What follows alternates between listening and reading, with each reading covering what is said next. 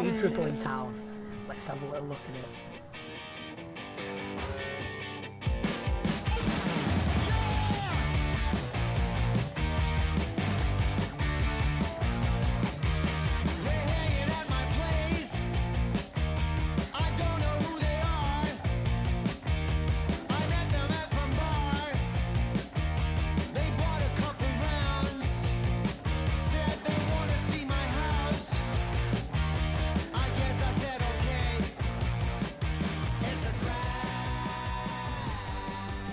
Yo guys, what's going on? GRMoto vlog today and welcome back to another video. So if you are a regular watcher of the channel, we are on a double upload this week, and today we're specifically talking about the brand new 2021 Triumph Speed Triple 1200 RS. So I'm not going to waste any time. Quickly, if you want to know what this video is going to be about, it's obviously going to be about the bike, but we're not going to go through some quick fire specs and stuff. We're going to go onto the websites and have a little look about it and talk about the bike, if I like it or not. So it might not be what you're looking for, but if it is, stick around and hopefully we'll delve deeper and see what this bike's all about. So I've got the Triumph website open, I've also got the Visor Down article open as well. So we'll start off on the Triumph website, see what they're claiming, and then we'll go ahead onto the Visor Down and then see what their report on it is. So straight away, the one thing we always look for when a brand new bike comes out is we all go either ooh or ooh.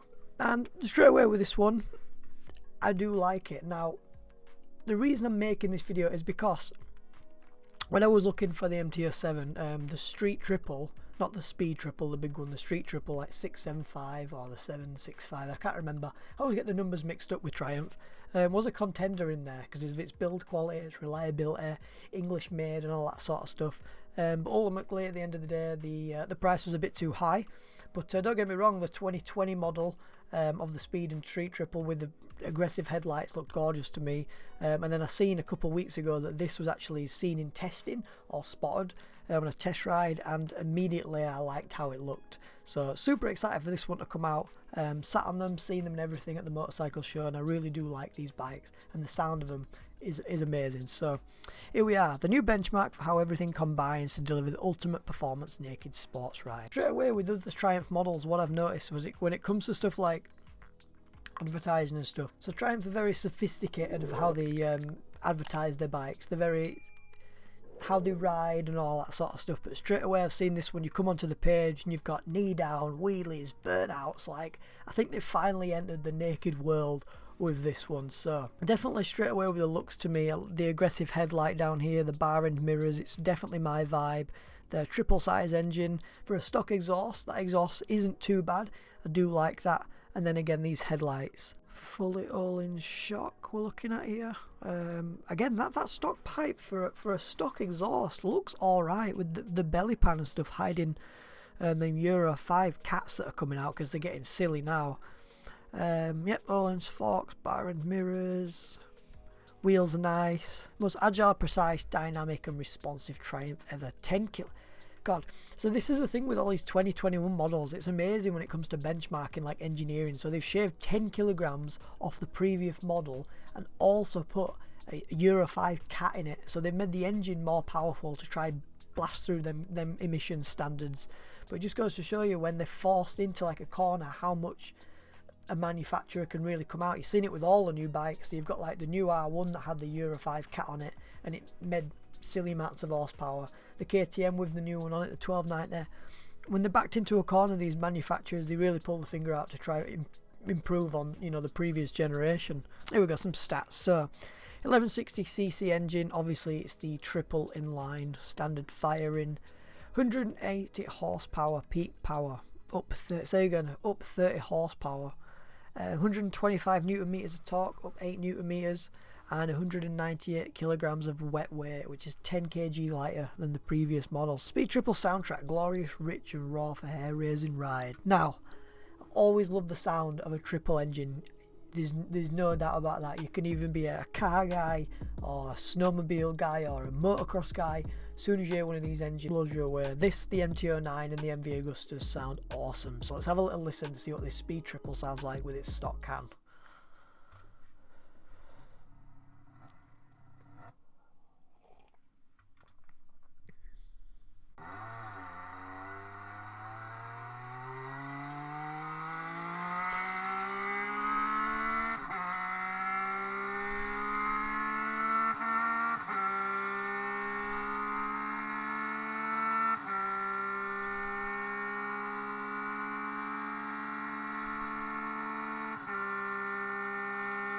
Need some downshifts, that's what we need, some downshifts.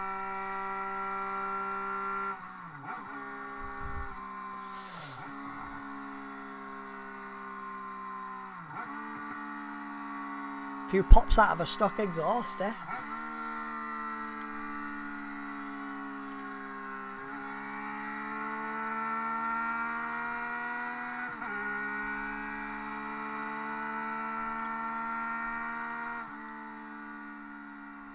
Absolutely beautiful. You hear the pops and crackles out of a stock exhaust, unbelievable. Tell you what, that with a full wide open system on it would sound absolutely amazing. I mean, the Speed Triple engine, what they put in, like the you know, the 765 MotoGP engine with the SC Project CRT system, sound unbelievable. If you haven't seen one of them, I'll leave a link in the description to a launch control of a 765 Moto2 engine with a SC Project CRT, and it sounds immense. You've got to go listen to it after this, definitely. So there's a couple of videos they left on the website going into more in-depth stuff, but I'll leave the links to all this stuff down below if you want to go look into it yourself. One, I don't want to get copyright striked, and two, what's the point in me just sat here watching a video when you can just go watch it yourself? Kind of defeats the purpose of this video, so we'll skip that. Like I say, if you want to watch that, links are in the description, but we'll head on further into it. See, this is the thing with these bikes as well, that they are looking better coming out of the factory. I mean, I still don't understand why these stock plate regulations exist. I think I saw it in one of the Missing and Flyers videos, so I think, stand me corrected if not, but I think one of the laws is that the rear chassis has to be out further than the back wheel. But like with the way modern bikes are designed now, they're kind of compact and the wheelbase is long, so to kind of keep them going, they shove these horrible things on the back, which as soon as you get one, you just rip them straight off. Well, I think that's all for the Triumph website, to be honest with you. That's all they give you on the new Speed one, hence why we're going to fly over to Visor Down and see if they've got any bike specs. See, the market these guys are really going at here, I mean, like I say, usually with Triumph launches they don't seem as aggressive and as hooligan, if you like, with this one, but this one seems to be in another world. This to me looks like it's going head on at the KTM 1290 Super Duke R. So we'll have to see how that fares up on these track days and launches, see how it gets a good write up. All new 17% lighter frame, 198 kilograms, like we said, lighter than before. Updated fully adjustable Öhlins front suspension, front and rear, so you got a rear shock and the front forks. Brembo styling caliper 320mm discs, and weight distribution shifted forward and down. A bit more grip in the corners and a bit more agile when it comes to turning. Here we go, the dash. The one thing it never even mentioned. You think on the Triumph website I had to mention the dash. New 5-inch TFT dash, 4 levels traction control, linked to the wheelie front, wheelie lift control, 5 riding modes, rain, road, sport, track and rider. Advanced cornering ABS. Cornering ABS, what a lifesaver that would be in the wet weather. I wonder if this dash, you can configure it differently, so you know, like on the S1000RR or the S1000 models in the BMW range, how you can configure the dash differently. So I think there's 3 or 4 different ways you can have the dash, because, you know, get me wrong, this one's nice, but I wonder if this is only with the when this is in like a navigation mode, because to me that rev counter, it's not in the best of places. I mean, don't get me wrong, the dash is showing you a lot of information. Time, temperature, that looks like outside temperature. Can't see any engine temperature though. I think that must be in navigation mode. I think when you get it full whack, we might have a little more further down. Keyless ignition, LED lighting, Bluetooth connectivity. So I think that's what this navigation mode is, connect it to Google Maps, Kalimoto, Waze. And the tyres that we're getting on this bad boy is a Metzler Racetech RR. So you can tell usually by the tyre on the bike what kind of business they mean, and with this one you're looking at a pretty much road legal slick. I think like I said, I think we got the nail on the head when we know whose market this one's aimed at. 2021 Triumph Speed Triple versus the rivals. So let's say in the super hyper naked category, it says here, but I probably should know them off by heart. So you've got Yamaha MT10, which hasn't had a massive update for a couple of years. I'm hoping next year they kind of update it a little bit. The Ducati Street Fighter V4, so if you've been looking around at your hyper naked test, the Ducati Street Fighter gets a really good write up. BMW S1000R, again, all new designed. The brand new Kawasaki ZH2, Aprilia Tuono V4, that new one's just come out. And like we mentioned, the KTM 1290 Super Duke R. It's all good having the figures on paper, but you can have a little look at that if you want to pause the video. We won't go through them.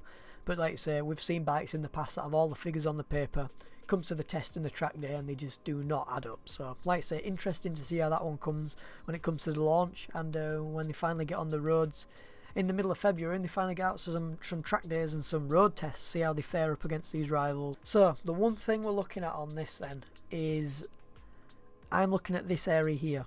Now it's a naked bike, I get that. To me, it's just missing some. Maybe there's an aftermarket screen.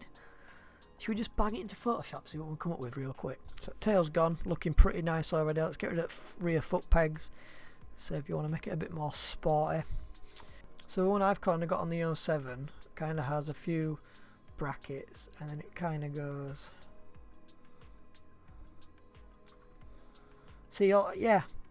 I mean, even already that you can just see that's the first thing it's missing. Either a bracket or something there, just to hide it. This look as a touring bike as well. So let's get some panniers on this bad boy. Let's see, you got a little screen extender.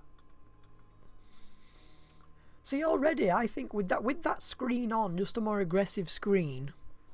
If we zoom in and let's try get a nice, like a good screen in. There you go. I think that is all that bike needs, is a screen on it. And I think it's gorgeous. The bike is available in two colour schemes: sapphire black with red and silver graphics, or matte silver ice with black, silver and yellow graphics. So only two. And the new bike will be arriving in dealerships in March 21. So I think I'd previously read February, but clearly I'm wrong. So again, I'm not going to go through it. If you do want to pause this here and have a little look through the specs, I'll let you do so. So boys and girls, that's pretty much it for the speed triple. I'll leave some photos at the end of this. Like I say, this video wasn't a full-on spec review. This is me going through it, talking a little bit about it, and yeah, someone needs to make a screen like this for this bike. But if you did enjoy it, make sure to leave a like on the video, guys. And if there is any new bikes out there that catch my eye, I don't make these videos on any random bike. If a new bike is there that catches my eye, we'll have a little talk about it. The only one I've ever done on the channel was when the 890 Duke was first announced, and that one did quite well. So like I said, if there's any more that come up in the past, any new sort of announcers, we'll have a little sit down and we'll go through them. Probably pull the bike onto Photoshop and see what we can do a little bit better with it. But for now, like I said, thank you very much. If you are new to the channel and you've got this far, I appreciate that. Thank you very much. Go have a look at the rest of the channel. Hope you do enjoy it. I'll leave a few videos and a few little ideas, a little personal choices at the end of the video, what you think you should go watch, some ride outs from the summer. But apart from that, I'll see you in the next one. Stay safe and ride safe. This has been GRMoto Motovlogging, and I'm seeing you later. Peace.